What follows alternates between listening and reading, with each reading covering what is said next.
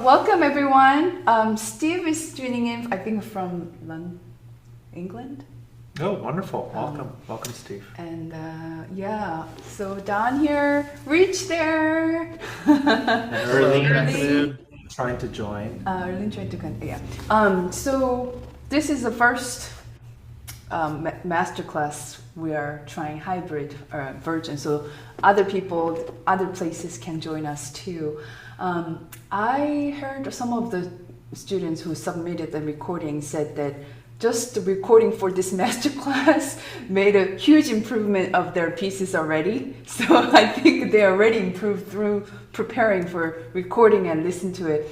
I think I will be curious to know each one of them, like how many takes they took to submit it. Rich, how many takes for you? Oh, do I have to answer that?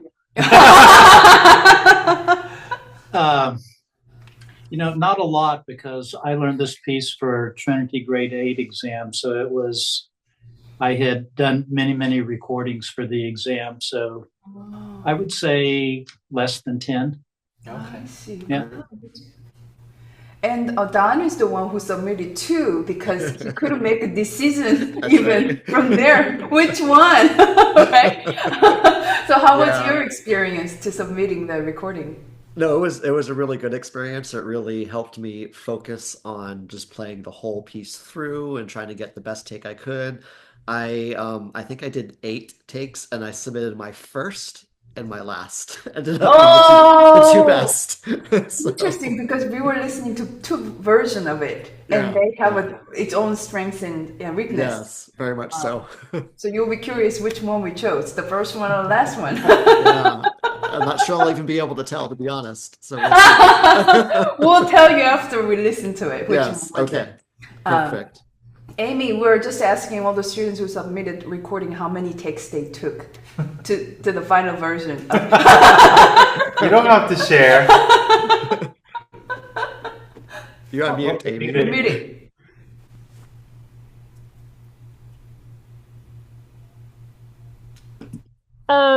I did it over several days. I just periodically would take one, but it was in some ways too many.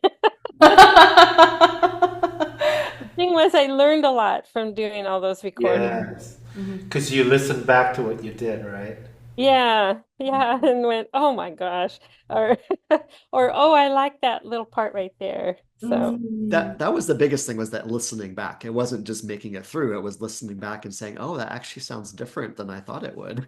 uh, Was very valuable. Yeah. Yeah. Yeah. All right.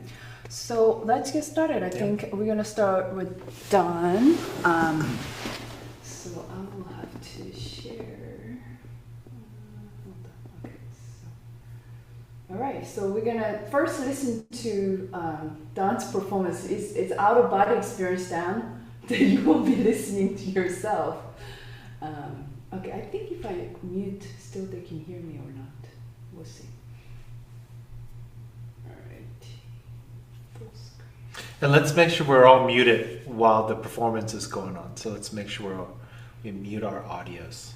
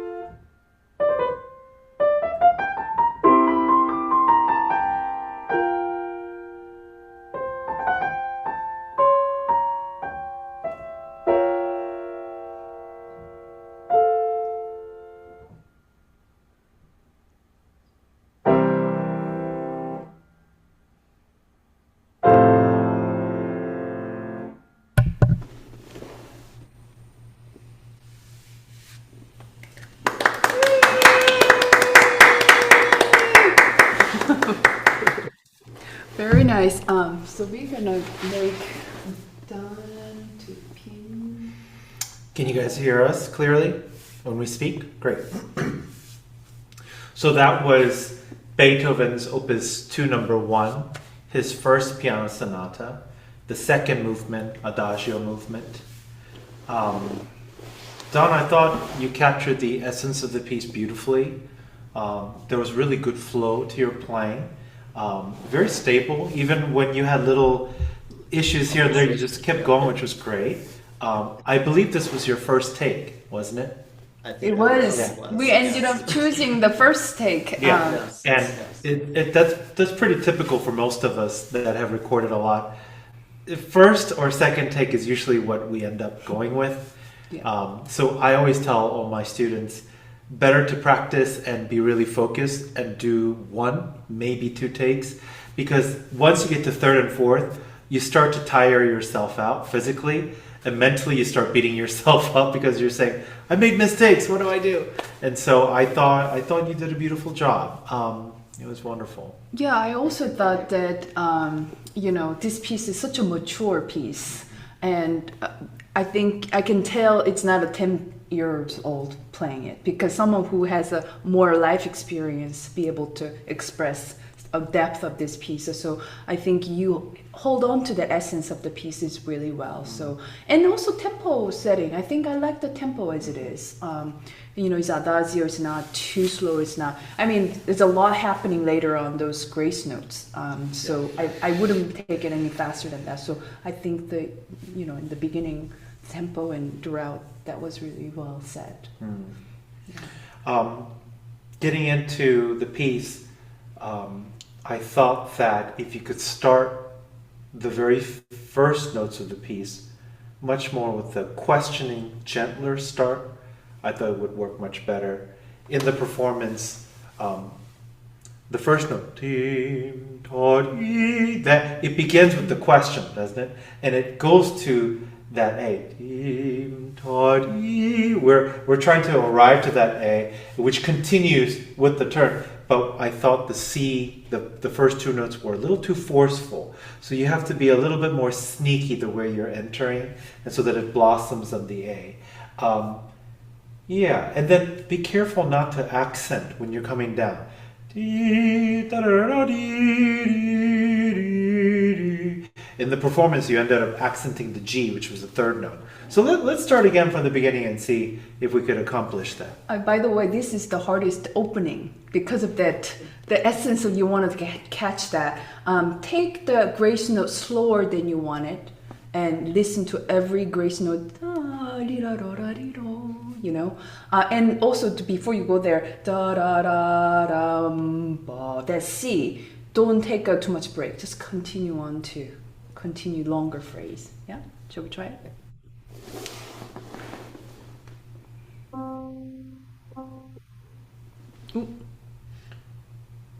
Done. We may need to figure out. Oh no, I think is that a musician? It's on. It's not. Okay, let's please. make sure we turn that on. All right. Okay, now try it again. How's this? Yeah. Now there it is. There you go.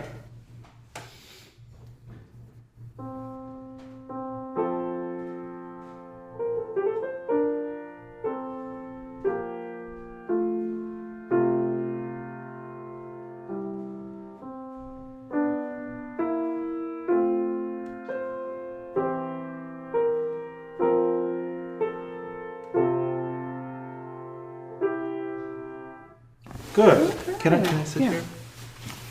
Dawn, the turn, let me know if you hear the piano okay. Can you hear it okay? Yes. Yeah. This turn, you want to fit it in you want to play as slow as possible while fitting it in correctly. It feels just a tiny bit hurried. A lot of pianists kind of play the C, the pickup note, the grace note, a little later, and with the left hand, they kind of do this.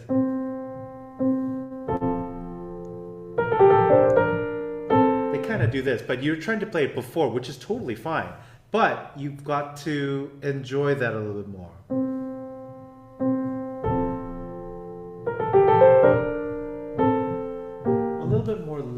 regularly. Otherwise, it feels like you're in a little bit of a hurry. Can you try that one more time?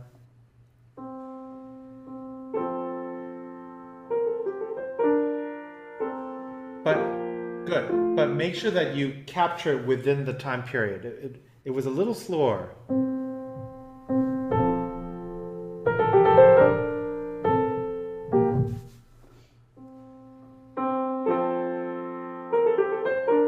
That's good. Good. Very good. And then after, I noticed that you want to keep the music going. Dee, dee, dee, dee, yum, ba-dum, dee, dee. Be careful, because if you get bogged down,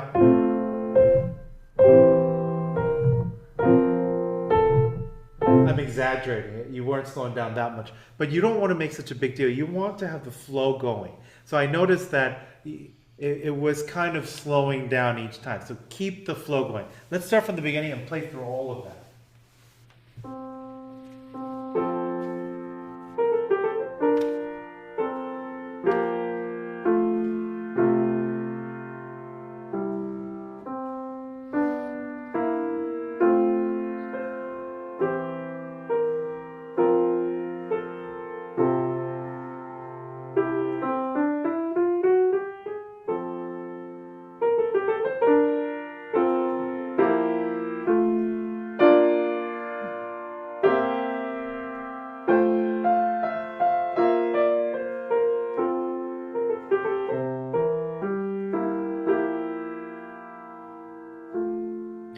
Beautiful phrasing. I love that how you carried us all the phrasing, Mark. I think that what I noticed sometimes is that sometimes you wanted to enjoy the tone and you go a little bit too harsh and to create that beautiful tone. For example,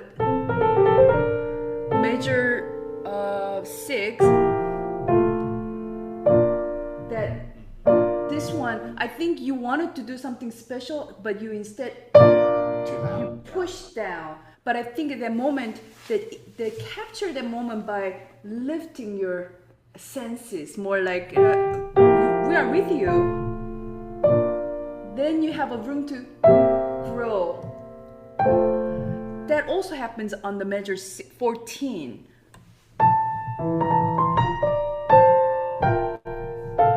You did.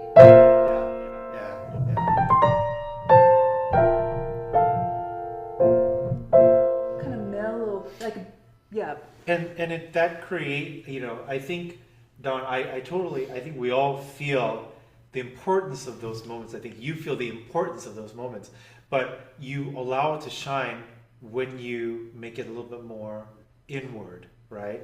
And it becomes more of an event because you're going inside, and it becomes more intimate in those moments. So let's try that, because that is also one of my favorite part of listening to this piece. When you get this chord, it does capture something very heavenly that Beethoven, does it so genius. So let's do that maybe right there on the measure 5 and 6. Like, try to capture that moment by lifting rather than pushing.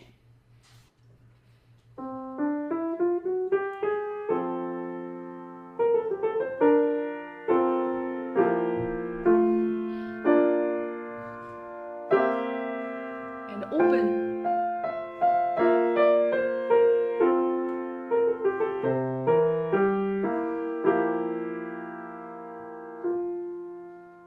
Beautiful. Can we do the same spot on the measure 13 going into the 14, that section that I mentioned? Yes. Mm-hmm.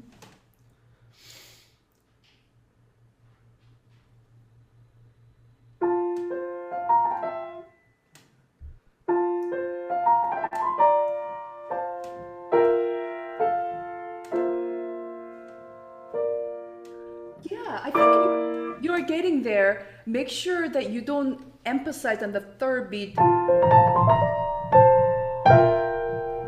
right there. So I think you're so focusing on the next beat, you kind of miss that the flow of that. But really passing through slide, and we might take a slight split second to enjoy that chord. I think, Don, you end up accenting that third note on the descending scale in measure 13. The reason why it's happening is because you're trying to use tension to not bring out that left hand extra note, and you're worried about that left hand. And the same thing happens in the first full measure. When that left hand enters on the descending scale, you do the same thing. So make sure that you hear and you listen for da dee dee do dee, that it's really controlled beautifully. But since we're playing a long section, can I just show Don something about this? In your performance, Don, when you end from measure 8 going into 9,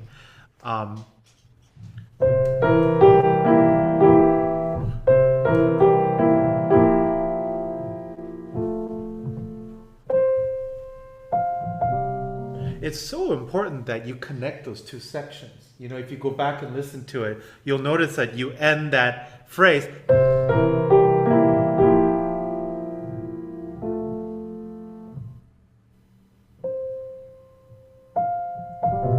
It just takes too long to transition. So even though it is two separate sections, there's a small window that you must enter through to connect it, right? T, T, T, T, T, T, T, ya, ta, T, ya, T. Right? It's two separate sections, and yet they work together. So can you show us maybe from... Just from what I did, and play all the way through to the section that we were working on. So pick up into measure 8.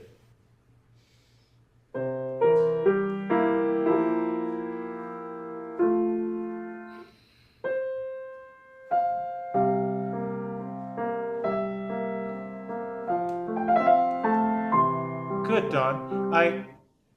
You connected beautifully. But then when you started the new section, this left hand was a little slow, noticeably slow.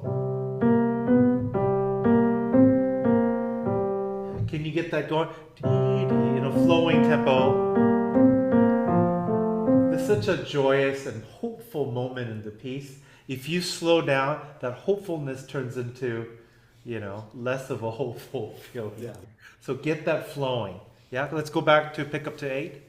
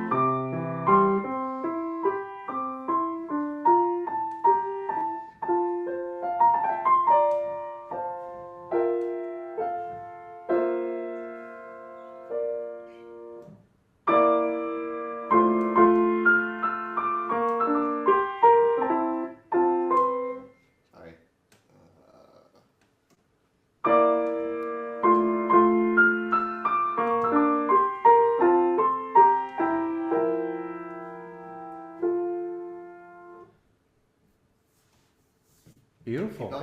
Beautiful. Yeah, keep going.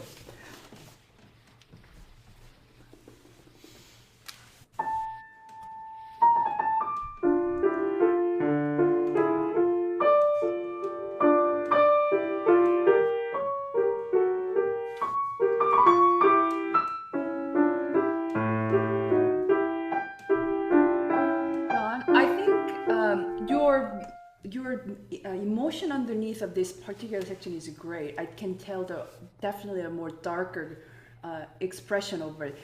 One thing I'm wondering is that your bass crossover, you're like a little bit more, again, a vertical playing, but can you be more like a boom, like plucking the bass or something like, instead of, that can be also acoustic of your piano or the space you're in, but I hear more da da da, and then boom, whether the boom, dum, ba-da-dum, and then ti-di-da-dum, boom. More floaty sound. Yeah, like you have to add, I'm sure you're doing pedal right there, right? Yes, yes. So make it that note a little less bony, more really toom, toom kind of feel. You might have to do actually a little less fingering, more arm. Okay. Can we try that? Actually, before you do that, Don, one other thing. When you have this turn, you're holding on to, this is at pick up to measure 17. You're holding on to the A quite long, and you do a quick turn. But you know the sense of this moment.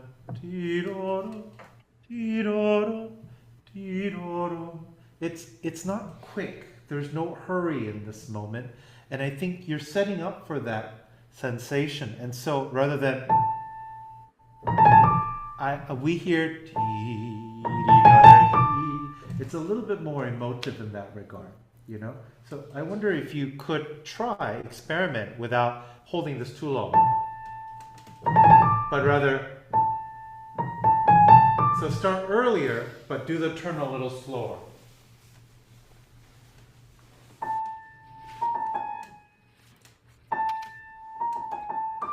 That works.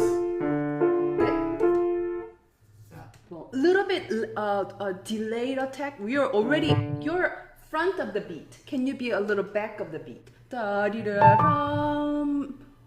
Right. You want to play that a little late. Yeah, you were actually not. You were correct in the metronomical, but you know within that space of the beat, be a little bit later side than the front of the side.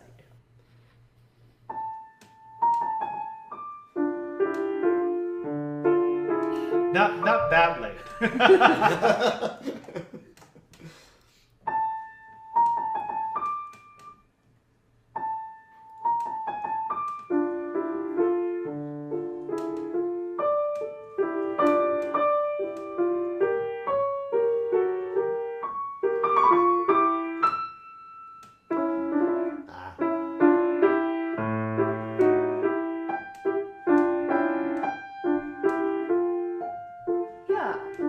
Better because you care about how to approach that note. You know, I think you can experiment at very section, like how you want to hear that note as kind of tone that you're looking for. I think because of limited time, we definitely have to touch the last measure, don't we?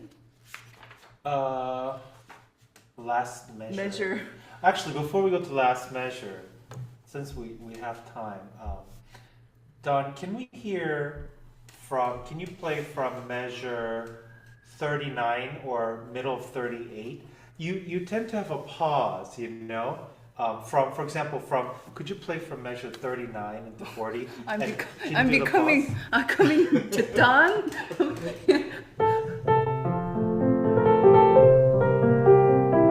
Right here. And that one, but also even more in the next one. Yeah.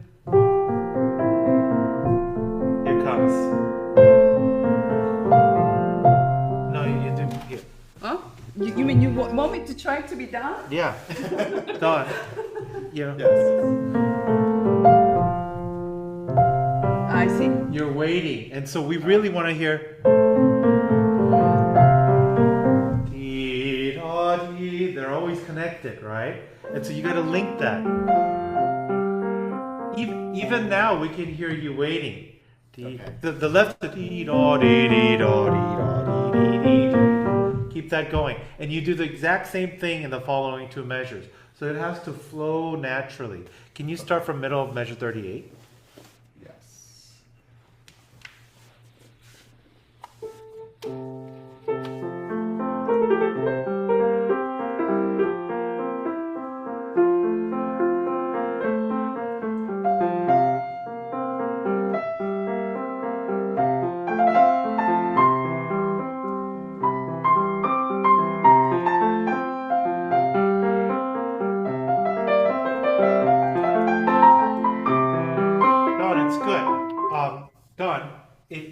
I should make it clear, now you're playing perfectly in time and it feels a little bit hurried. Your gesture was good. You have the right gesture. It just cannot be noticeably long. When you do it, we should notice that you're slowing down is my point. Okay. And then since I think it is also recording or through the limited sound capturing, we are here a lot more. So make sure that's a little much more blurry. And in terms of voicing, you have to be overemphasized in order to accomplish what you really want. So really, almost like we can hear the note difference. Not you want to gloss over like a floating. Yeah. And in order to accomplish that, you do need to practice the left hand alone, what you want with the left hand, because obviously we are focusing on the right hand, but you really need to practice left hand alone, that what you want to hear in the left hand. And often it's a lot more relaxing, arm hanging, that the kind of feel for it. Yeah. Should we go to the end? Yeah, the ending, because the timing of it, we hear the footstep of the dogs. It's time for her to eat. She left. The rest. Yeah. Right? We're listening in the car actually. We didn't have a score. We were like, wait a second, what is going on here? We both like, Yeah. Right? So there was too much of pause on that rest. Like The last measure or the notes right before the last measure? Like, Can I sit down?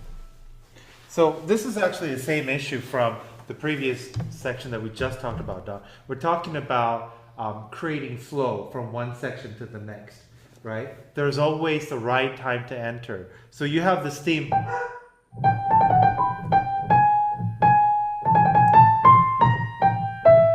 And then you have this. And B. And if you end this,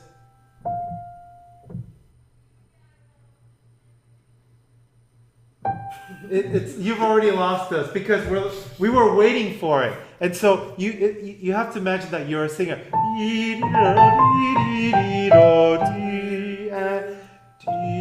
And rest and D and D and done. Right? There's a certain natural pulse, a natural trajectory, if you will. And so you have to allow that music to breathe naturally. But if you aren't feeling that pulse within, right, then it's going to sound a little bit random, and we don't feel that pulsation. I can see the effect you're after. You went too south.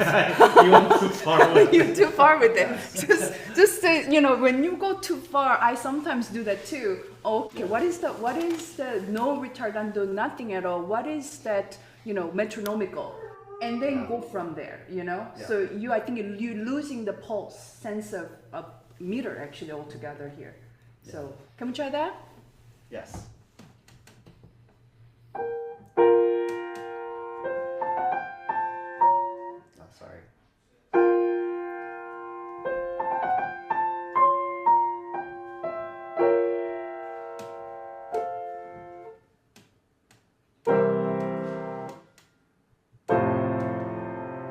Wasn't that too soon though? That was too soon. Because you make sure you're counting the correct rest. So sorry.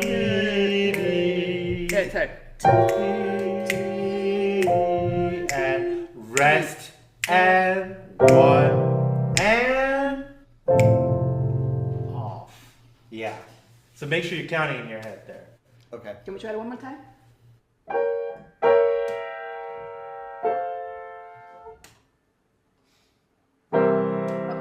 A little early. Too soon. A little early. So Don, you can slow down, but you want to subdivide. You're going 1 and 2 off 3 and 1 and 2 off. So make sure you're continuing to feel that pulse with it. Obviously, if you were right there with you, we will conduct in front of you or just singing. But we're afraid that maybe the timing might not be timing wouldn't work. synchronized. Yeah. But you have to subdivide it. Yeah, you need to feel the pulse within you. Okay. Try it one more time.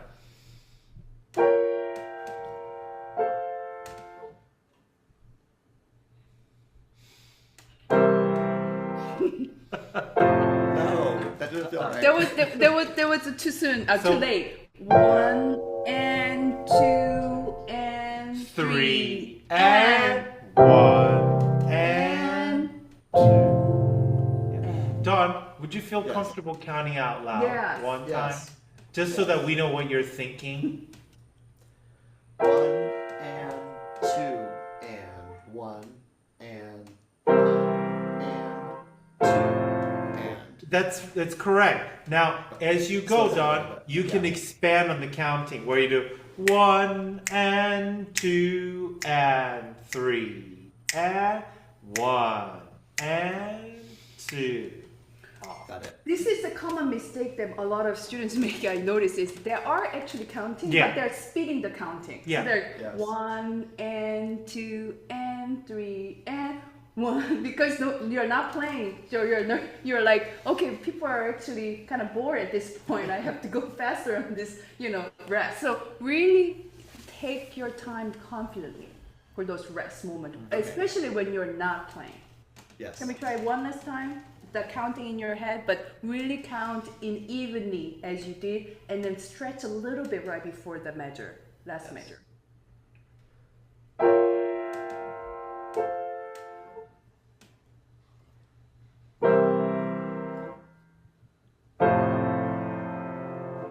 It's good. Yeah, It's that good. was- That was close to Yep, me. Yeah, that's very good. All right, excellent. Yay. Thank you. Very good. Well done. Well done.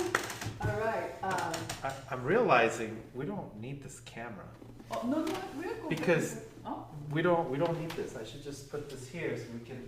It's Right. weird that they're looking at my back. We should do it like this. like this? Yeah. Oh. I don't. There's no point to that. So we should just shut this. No, keep it there. Keep it there. Okay. So that they can see our backs. Yeah. Why? Well, just for now. We wanted multi-angle view, but we're realizing in real time that this is probably better. Okay, but anyway, Rich next. Yeah, let's have Rich. I know, Rich performance, out of body performance now. I love this. Okay, and then let's go to Rich. Rich, can you tell us a little bit about this piece? Because, the Beethoven Sonata we all know, but this one I don't think most people know about it. True. What do you know about the piece? It's called the Blue Air from the Color Suite by Madeline Dring. I discovered this piece when I was selecting repertoire for Trinity College grade 8 exam. And when I was going through the selection process, I would actually listen to every one of about 20 or so options. And I did not know who Madeline Dring was. I might get this a little bit wrong, but she was kind of early 1900s. So she's more of a contemporary composer, but she's not alive now. And this piece just caught me as an option to purely classical pieces, in part because it just sounded a little bit bluesy, so it captured my attention in that way. Beautiful. This was my first encounter of the piece as well. Mine as well, yeah. So, as a classical musician, anything sound like jazz, always written out is, I love those kind of pieces because I feel like I can fake to be a jazz pianist. Yeah. I like this so much, I think I'm going to assign it to some of my students too. I know. I can see some of students will love it. I can name it. It's a very lovable Yeah, piece. I it's think very a lot lovable. of people are going to really like this I piece. know. Yeah. So let's listen to a performance first. And so this is part of a longer suite. It's a movement from the suite called Color Suite. I wonder what other colors are in there. It's called Blue Air. Yeah, this one is Blue Air.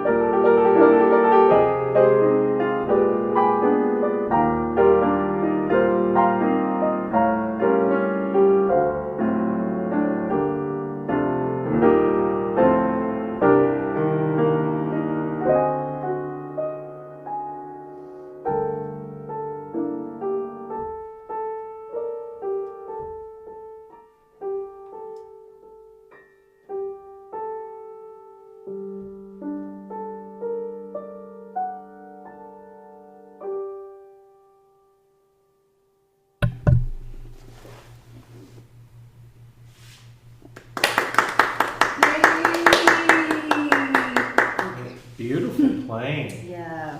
Very beautiful. I think I love the most about it is the tone, and you capture the mellowness of this piece really well. And I like the tempo raw. I think is a good choice too. You know, when it gets to the contemporary piece, it's I think there's a little bit of more room for us to just is that how I want it, rather than let's say Beethoven, because there's just so many examples that we learn a certain way. But this one, I feel like okay, is this tempo or is faster tempo or a little slow, but your choice of the tempo felt right, I think. Again, I felt I felt you as a person actually from this performance, which I appreciate a lot in terms of the mellow, just like we get sway in this gentle place with your music. I think though, one thing I wanted to hear from this piece is you being opposite of being you, which later I will maybe mention more, is that when it gets to go, I want you to go forward a little bit more. And this piece I hear introduction, and there's a G minor section and a C major section, and then we go back to the G minor section. It's basically intro with ABA structure, correct? And there is a climactic moment in the B, and there's a definitely climactic moment in the coming back of A. That's definitely climax.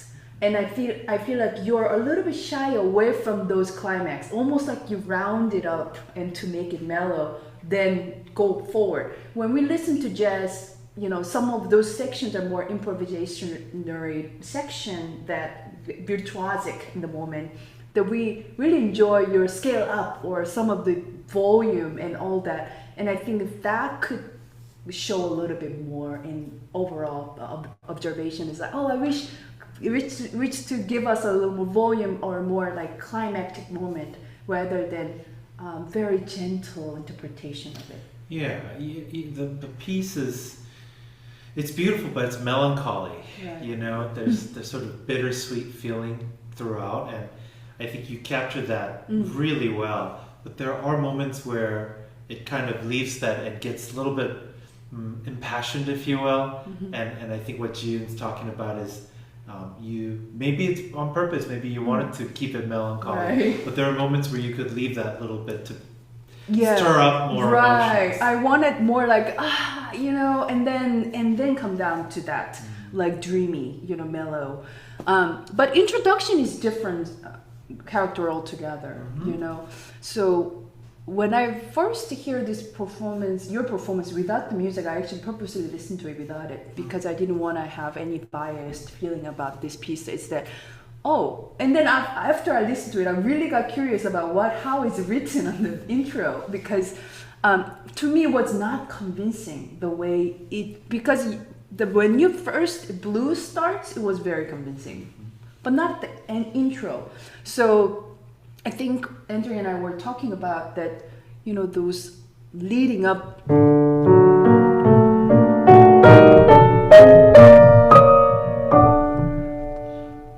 We do have to capture that line. And I think, Rich, you were trying to do it. You were trying to do something with it, but I feel like you went halfway and didn't really go for it. There's a certain dance within, a certain flow. It's not a straightforward intro here. You know, you could hear dee-da, dee-da, dee-da, dee-da. It has three repeated same idea. And the way we heard it is, you know, at the beginning you have to kind of melt into it because you're coming out of nowhere. Because there's ritardando on the third one, right? So we thought the second one is probably the fastest of them all. But you started slowing down in the second one if you go back and listen to your recording. And so we wonder if you could explore with maybe committing a little more to what you're trying to do rather than being conservative about it. And then the three notes that lead you into the actual blues part, the three final notes of the introduction. If you go back and listen to your playing of it, you're very happy in those three notes. And This one? yeah, because after that, there's this back and forth swing, and you do that so well. And so it didn't make sense to us that you would da da da. I think you have to melt into You should already be in that mindset in those three notes. Yeah. So let's try the introduction one more time and have you play it. And I think we are actually going to the third note. Yeah. You know, and then the last one you closing, you actually stretch that same idea but more exaggerated way.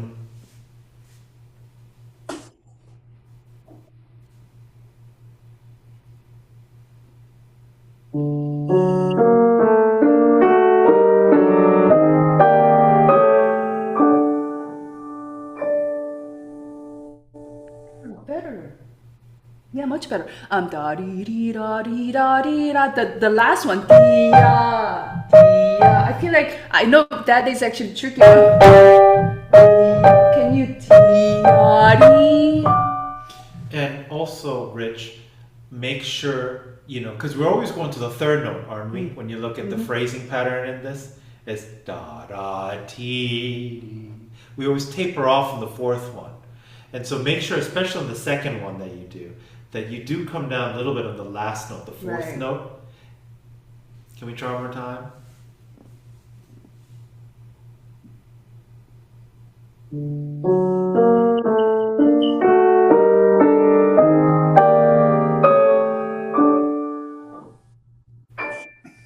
Sorry.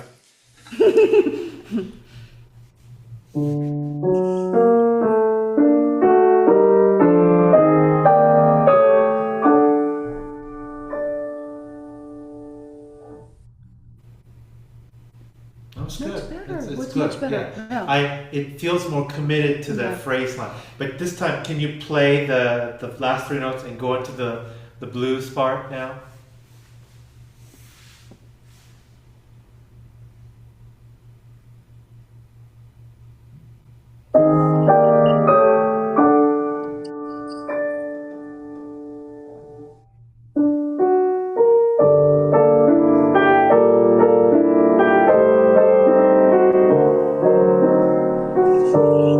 I love it. I think I was actually wondering, this is again question rather than suggestion, is that the tenuto is underneath and then you're committed the first measure,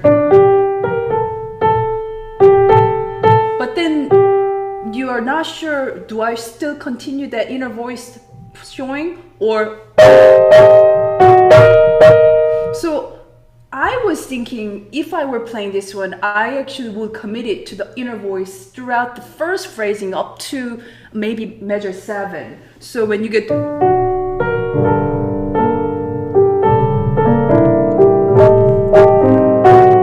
Sorry.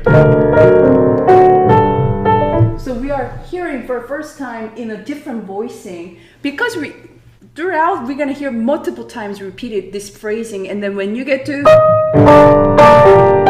we'll have plenty of opportunity to hear the outer voice a lot. But then the first time is the only time he put the tenuto underneath. And I think there will be opportunity to do something different. And I think it's something mellow about it.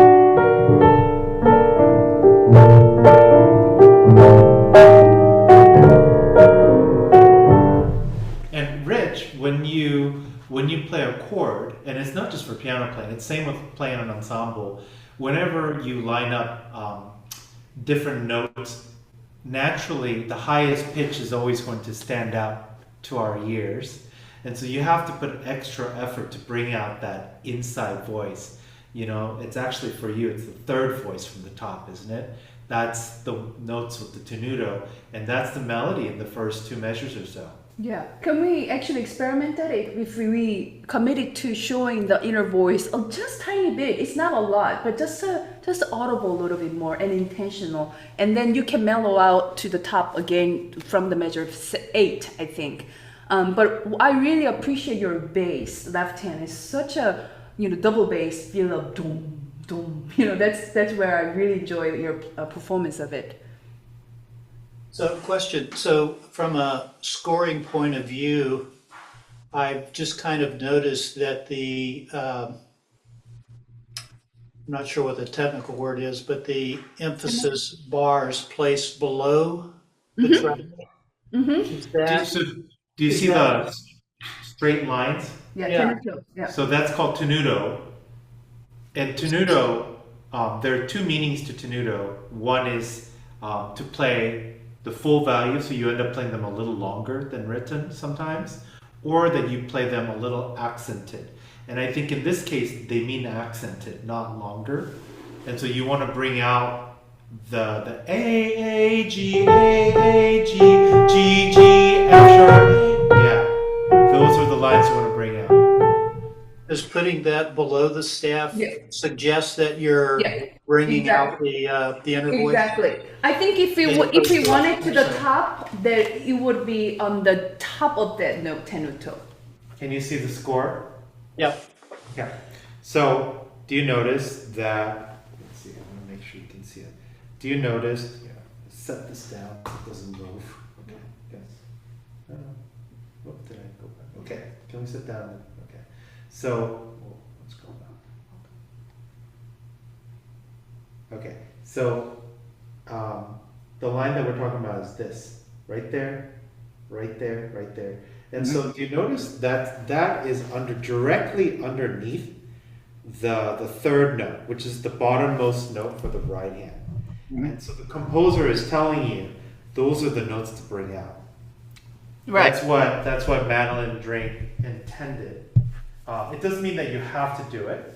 However, that is what she's suggesting. I think it is interesting to do that for the first time again, and you don't have to do it throughout because she stopped doing the tenuto. She did stop doing especially from like repeated phrasing in the measure 11. can kind of suggest it, but not as you know. Here, Rich, can you play the third bar and play it with bringing out the tenuto notes, and then second time play the same two measures, but play normally everybody equal so Rich can hear the difference.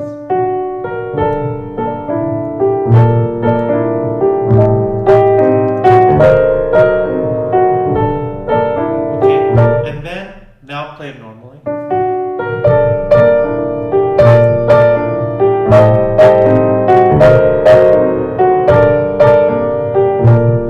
So do you hear the difference? Yeah, and so Rich, Gio was exaggerating, bringing out the tenuto, just so you know. You don't have to make that big of a difference. They can be closer, but generally, that's what the composer intended. The melodic line in this piece is not in the top. It's smack in the middle of the piece, which is pretty unusual in classical music. In typical classical music, it's usually at the top, but right now it's in the middle. And actually, just to correct what we were saying earlier, she did intend you to, or the performer, to bring out that tenuto, because even out in the third line, third measure of that, she continues. It's a SIM. So SIM stands for simile, which means to continue the same idea throughout. Right. So, yeah, I think you kind of did it in the measure, 3, but then you kind of dropped it on the measure 4, which shows us the confusion or indecisiveness of what you wanted. I think Rich hasn't really thought about it probably to that degree, but I think you need to be clear about what you want to bring out, because in your performance you go back and forth and bring out different voices.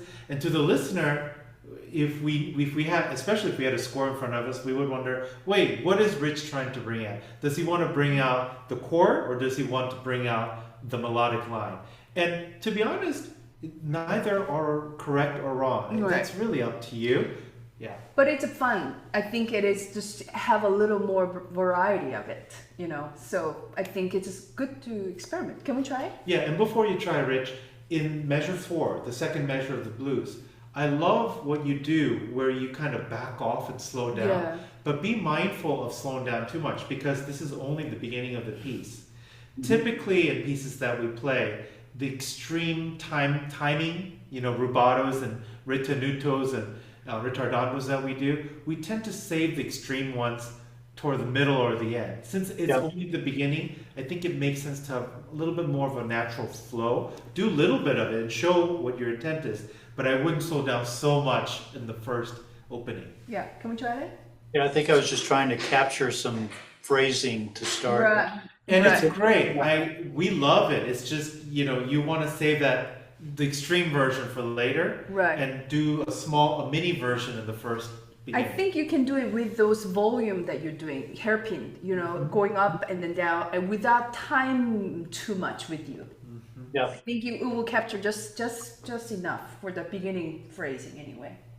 Yeah, so what's interesting to me is I probably read measures 3 and 4 several hundred times, but I've never interpret or noticed the marking to emphasize the inner voice. So that's interesting to me. Well, this happens because usually, and Rich, this is part of the reason why, if you remember from our intensive, we recommended you score study first before you play.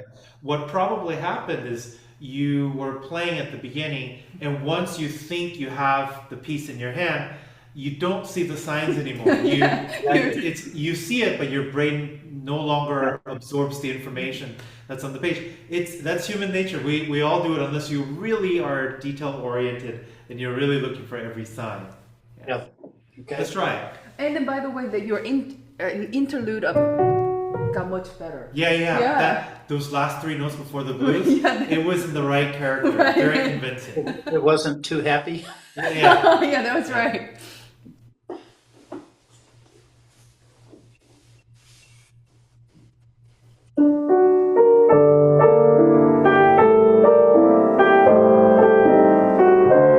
Not very good at bringing out the inner voice. Yeah, something that you probably need to work on it, but at least you can hear it. Actually, we can hear your inner voice super clearly just now.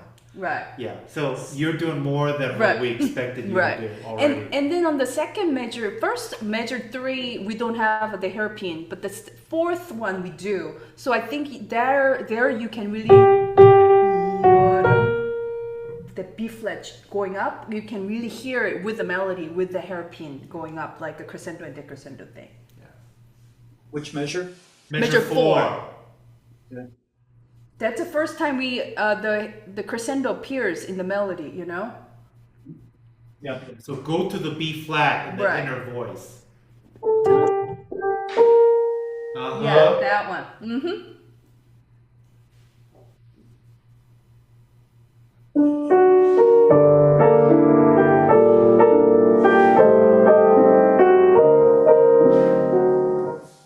Beautiful. Go. That was great.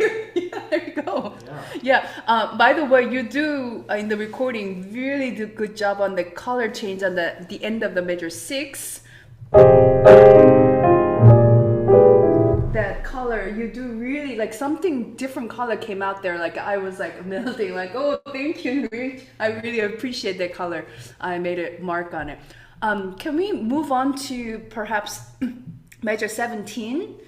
And 18, right there, there's a lot of syncopation. This is a transition from G minor to C major transition. And what I'm really looking for in measure 18 is that syncopation right there. We're like sunshine, right? But that syncopation is almost indication.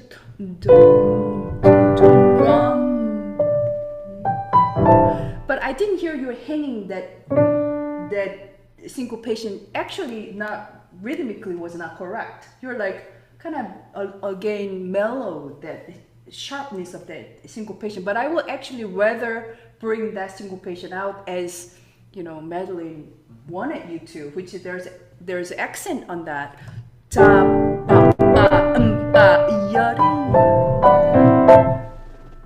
It's a little playful. Yeah, the D. Yeah, you want to lean into that playfulness of that moment. So leaning on to.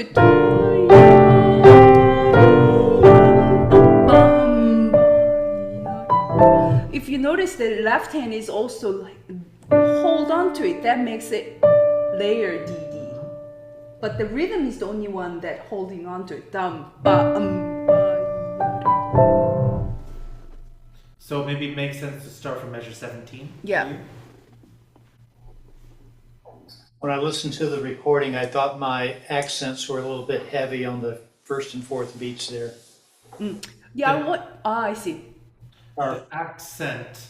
On the first beat of measures 17 and 18, felt like I pounded those a little too much. Yeah, that can be gentler. Yeah, but I think it wasn't it wasn't really stood out as interpreting our enjoyment of the section. Whether you're not doing that syncopation correctly rhythmically, that was more stopping point for me. Mm-hmm. Let's start from 17, Rich.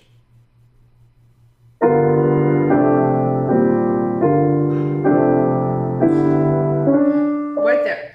It's a little late. Tam pam pam pam pam pam pam pam ta ta ta. That's the correct rhythm, but you're actually mellowing that syncopation again. Yep. Tam ta ta ta ta ta. Can you just play from once in time from Like- measure downbeat of 18? Actually, you're gonna need to go back to 17 so we can hear the time difference. 1, 2. Is that correct? Yes.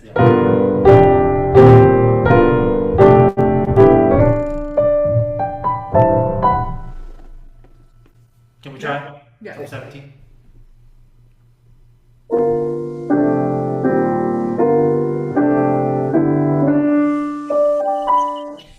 It was perfect, until the right hand entered. You entered too early. It's dum brum bum ba dee da dee. Dum bum bum ba da da da. There's a tie over again. Yeah, because it's two notes there. This is a really good one to count out loud when you practice. Yeah. 1, 2, 1, 1 and 2 da, and. Can we try one more time from 17?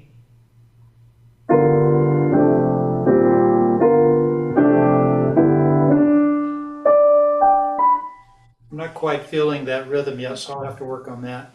Yeah, maybe. I understand the left hand. Yeah, you got the left hand. The right hand, dum, pa, pa, 3 and. Yeah, so 3 Rich, and. you're coming in a little late on the right hand, and then you're slowing down after. So you want to come in a little earlier, hold that first note longer, and then you want to quickly get out of the triplet. Maybe we can. Are we recording this? Yes. We are, right? Yeah. Can you play one more time so Rich can hear it and play along with it later? 1 and 2 and 3 and 4 and. Start from the beginning of 17 so you can count.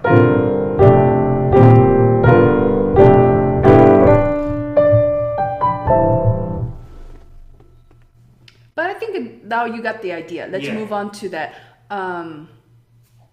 Can we actually move on to that sunny section? Can be sunny. You're doing better job on the mellow. Like, you know, now you can be shinier here. You know, all the major and, you know, spring breeze or, you know, different feel. This is the B section of the piece. From measure 19. Okay.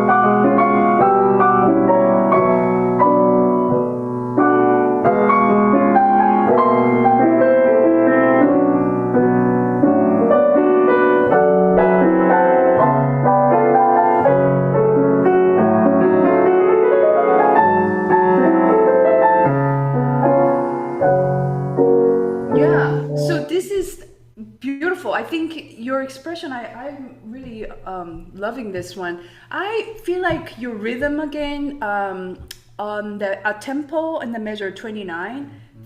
It doesn't, there's no retardando before, but she put a tempo once again there. I think I was looking at it once again, like why she put that tempo. I think there's tendency people slowing down that one, which you are doing. Like at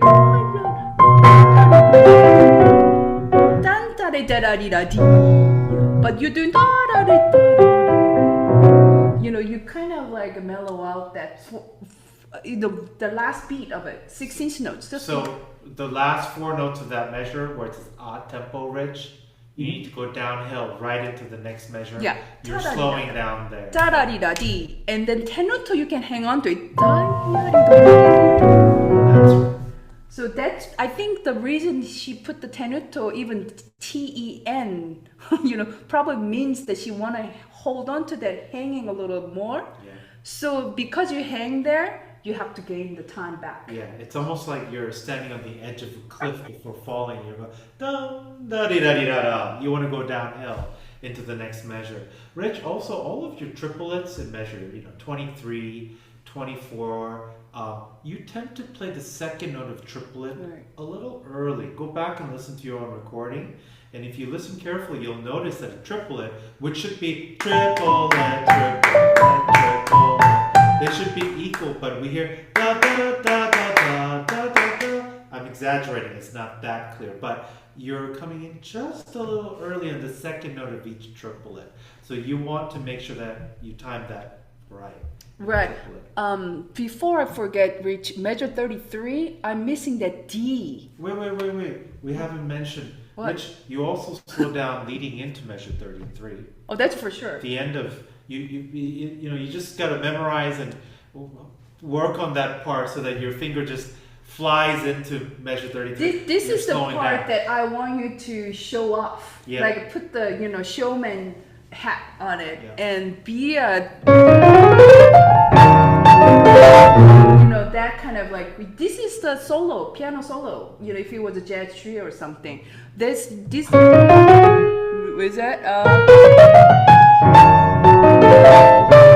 which is that D I don't hear Rich. Yeah.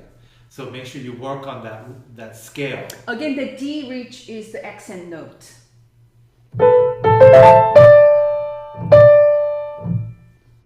Which I didn't hear it from your playing. Which measure? Measure 33 that she did. He didn't play that D. I don't think In the right hand or the left hand? The right hand. I see. It's accented. Yeah, that is note that So we Rich, need to hear. that's the third beat of the measure, 33 in the right hand. The quarter note. There's a D accent. I think you actually just decided not to play that note. But that which is Because Rich, you don't replay the A, it's a tie, so we only should be hearing the Right. D in the right hand. That's right. The D is the almost climactic moment Yeah, of it this. is.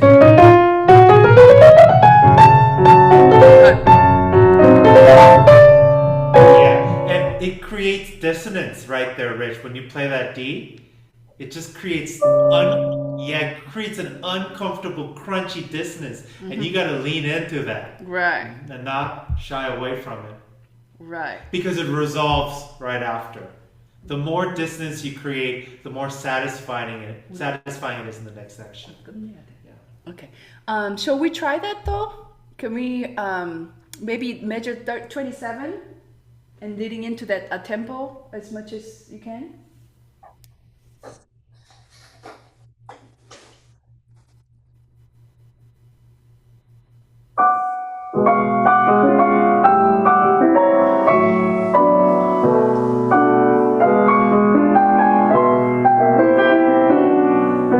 There you go. There you go. That worked. Yeah, keep going, keep going. Yeah. Now your scale up has to be very much virtuosic. Yeah, and don't slow down. Go for it.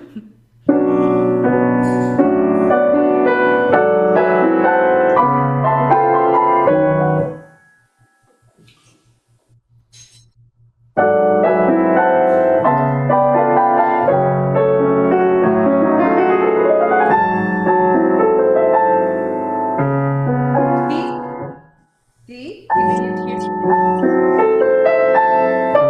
There you go. Ah, there it is. There you go.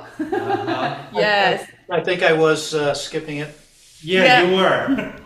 We didn't hear it. that's right. That's great. Yeah. I think sometimes you hesitant when you're getting into some things, like in the measure 42 between the 43, but I think that was probably something you noticed it from watching yourself as well, because it's probably not used to that jump or something. Yeah.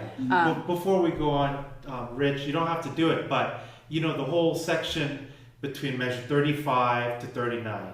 Yeah, when you have the ta ta ta ta ta ta ti ta ti ta ta ta, I wonder if you can experiment with going just a tad faster before you slow down, you know, because there's a sense of desperation in this moment. Like you're really wanting something, and if you don't go fast enough, we don't sense that desperation. You sound a little too relaxed. So you do a great job slowing down, but before you do the slowing down, could you make sure that you explore going a little faster so that's ya da da da da da dee da dee da da. Yeah.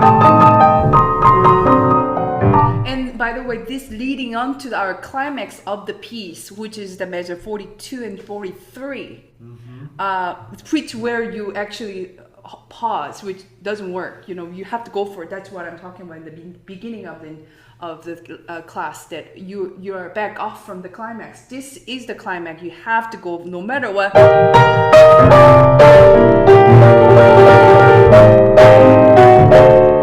You know, then it really makes sense we tapering off at the end. Yeah. I think Oh, and one last thing. yeah. Rich, at the very end, the last four measures, you know, the right hand figure that goes dum dee da dee dee da. If you go back and listen, you'll notice that you play them almost equally. It sounds bum bum bum bum bum bum, but really, I think you would agree that if you were to sing this, really it's the long note, right? We're always going dum dee da dum dee da. There's this longing in that long note, and so we miss out if we don't lean into that note. Right. And if you don't play the first note lighter and softer. So always make the long note a little bit more emphasized, a little heavier. Right. And I think that makes it much more emotional. Yeah, and that syncopation is what really makes this. The A is the one that emphasizes the. Right.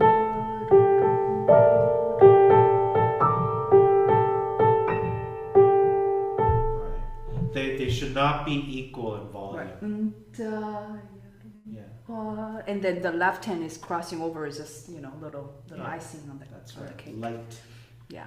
But Rich, the truth is that you play it so beautifully already, and we don't disagree with your interpretation of this work at all. We just think that bringing out some of these will kind of make it shine in under a different light. Right. Yeah, that was some really good stuff. Yeah. Right. Yeah. All right. Thank you, Rich. Thank you, Rich. Now we have Amy. And unfortunately, Amy is on the road, which means she cannot play for us. So we're going to listen and we'll give feedback, and maybe you can just take notes, but we won't. Maybe she's actually relieved. maybe there is a piano here, but she's pretending like there's no piano. Here, let me show you. I have I'll show you the piano that I have here. Oh, you do have a piano. No. Oh, I just bought the same model, Amy. I bought that on Amazon for my friend who has a child who's a baby. That's too funny. Okay, so let's get to her performance, which is. Amy, you're playing Mozart Piano Sonata in B flat major, K333. Yes. And this is the third movement. Final movement. Great. Let's hear it. And then everybody will hear your sigh before the performance. Yes. we listen to that sigh at least 5 times. Let's all mute ourselves now.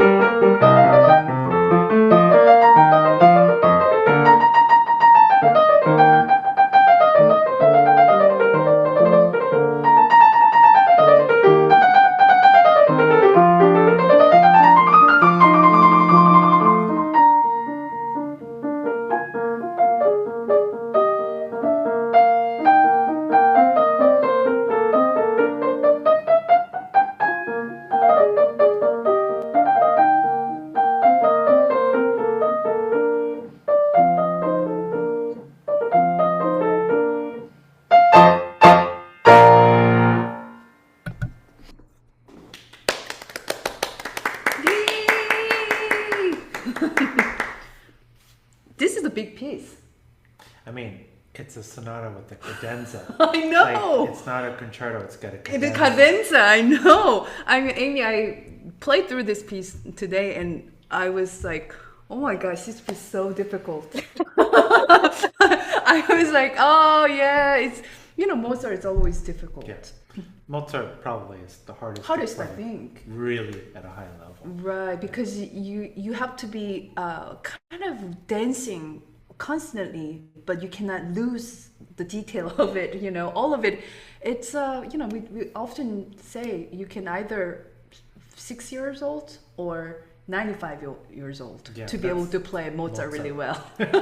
In between, forget it. Well, I'm a lost cause then. Well, because 6 or 7 years old, you're just dancing all the time. It's so natural.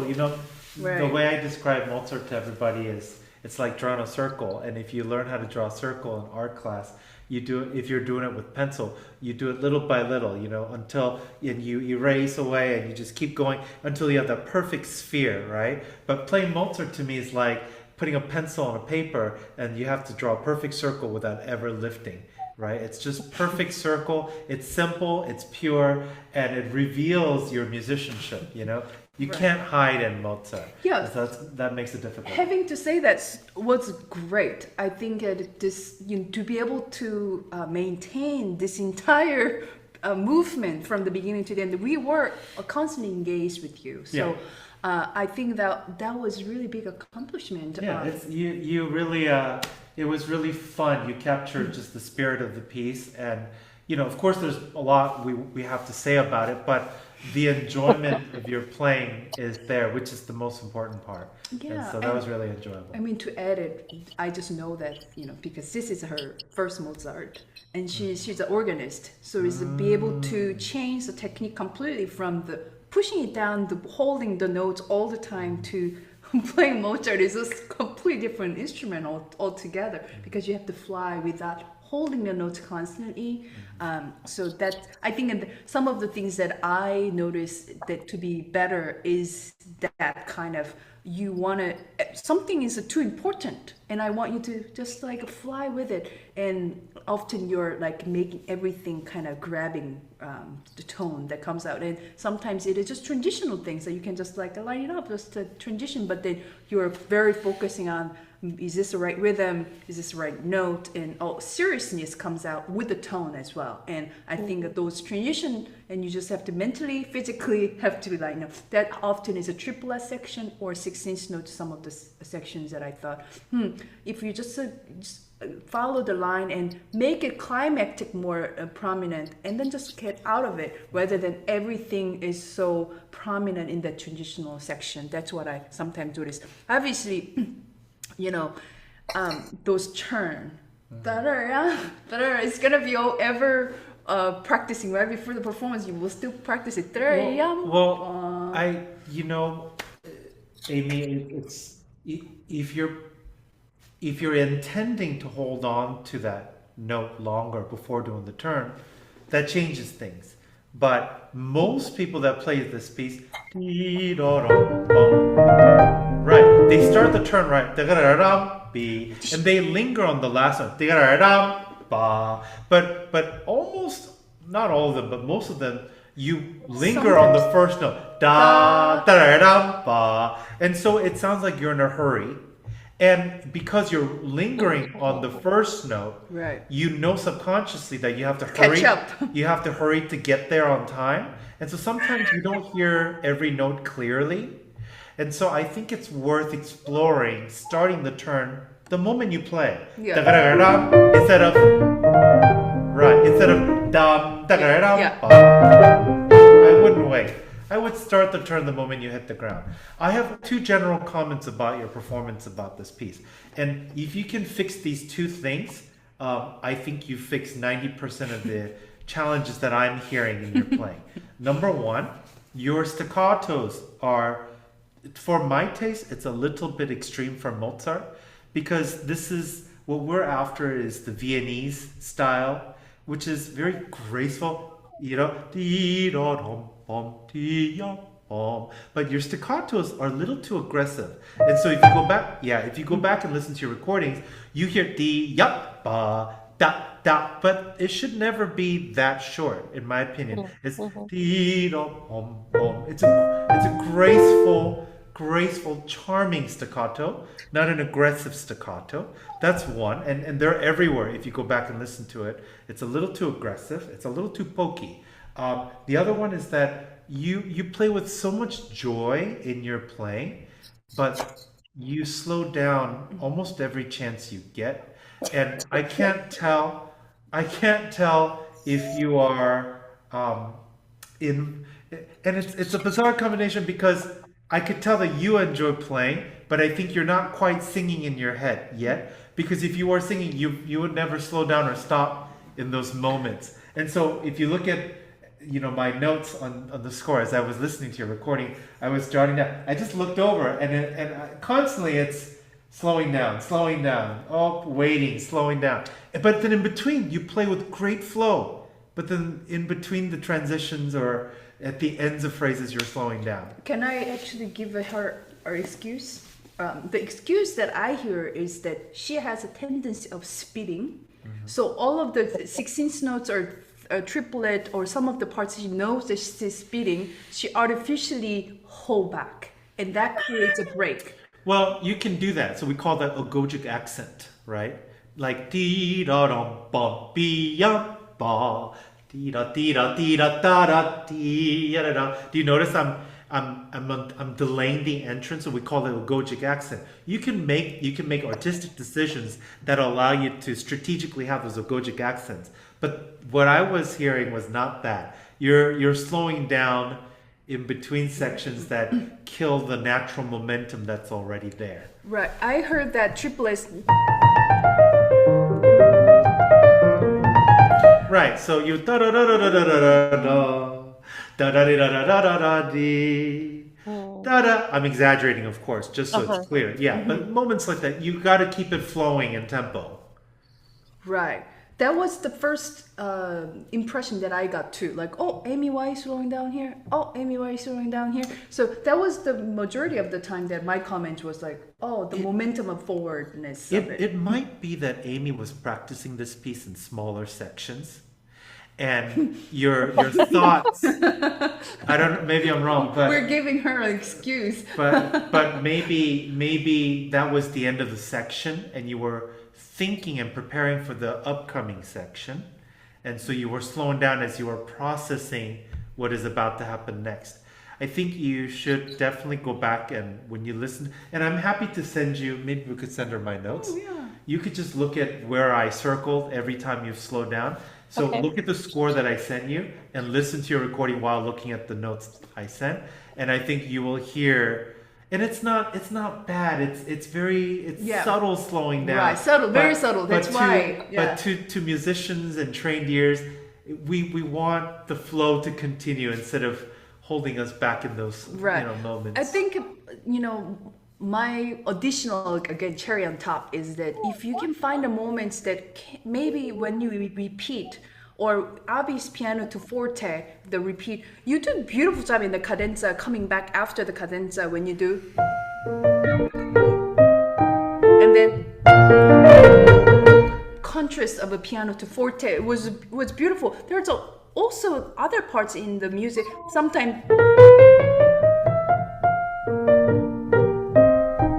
And then later,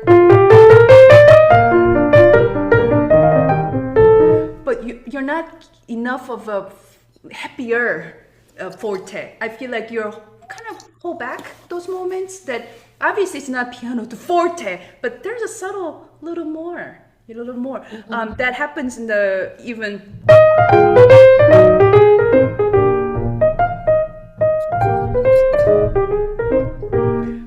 Subtly, we're talking like orange to tangerine. It's not orange to apple, you know what I mean? So if you want to change something, we will hear it. It's very subtle thing. I don't want you to go all of a sudden forte to piano because he did not indicate. But when those have a repetition coming up, we hear some of pianists do it just subtle, just a tiny little change, it's really satisfying to hear. And since you mentioned that, play that again. Amy,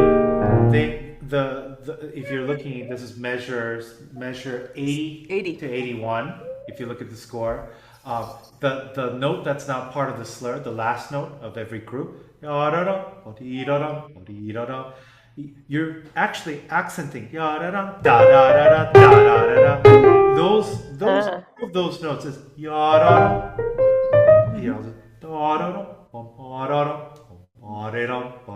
you want to play them so gently, and that even without going faster, that kind of convinces the listener's ears to it makes it sound like you're going forward even though you're not, even though you're keeping the tempo the same. It tricks the mind into thinking that it's going downhill if you don't play all of them heavy. Yeah. Okay. Yeah, so I think that, but overall, great performance. I mean, I really enjoyed it. Yeah. I love your playing of it. I think if you could hone in on those two things, the stylistic changes, making it more Viennese, right? And then making sure that it's flowing. So we'll send you the notes that we wrote. Right. Yeah, thanks. Yeah, so we're just a little bit late, but we're mostly on time. Yeah. Looks like we lost Don. We lost a couple people. No, Don only. Don left. Okay. But I think it's mostly here. Yeah. So I think. Well, let's go back to the everybody. Hold on.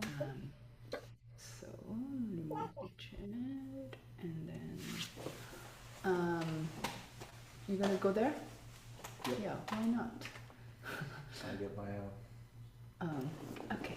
Remove spotlight. Okay. So Well, great job to all of our performers today, and thank you all for being here. I hope it was enjoyable. Yeah. We certainly enjoyed hearing all. I know. of you. Let's actually, since not many people, if they're willing to share their maybe one takeaway. We like to do it. Yeah, one takeaway. Whether it's something you like, something that you learn, just one takeaway that you take away with you from today's class. Right. If we could go around and share one thing quickly. Rich?